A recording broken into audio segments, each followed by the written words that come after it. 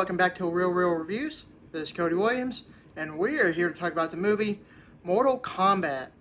It released in theaters in 1995, and it wowed audiences everywhere on how good a movie based on a video game can be. Including me, some say that this is one of the best video game to movie adaptations of all time. May not be perfectly made by any means, but it sure is heck of a fun time. Video game movies in general get a bad rep because of how terrible they can be, but Mortal Kombat exceeds expectations in that regard. Based on the popular arcade game from the 90s, the movie follows a fighting tournament that is held once every generation that is known as Mortal Kombat. Focused on the renowned combatant, Liu Kang is on a quest to exact revenge against his brother's murderer as he and a group of other fighters are enlisted in the Mortal Kombat tournament. Now, what I liked about this movie is the cohesive story that revolves around Liu Kang and his character development outside the main plot of the infamous fighting tournament. His character is simply the bread and butter of the movie. Shou was the perfect actor for the role as he plays the part perfectly. Another actor that really stands out in this movie is Tagawa, as he plays the evil sorcerer, Shang Tsung. He portrayed the role so good, in fact, that he would eventually return to play the same role in the game that released just last year, Mortal Kombat 11. There are other great actors in this movie such as Lambert, Linden, Ashby, and Bridgette Wilson.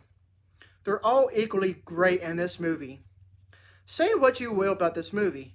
I know it has its own fair share of cheese, but damn it, it is a super enjoyable movie. Some of the CGI special effects used in the movie may have looked great at the time, but if you watch the movie nowadays, it does look dated. It simply didn't age well over the course of time.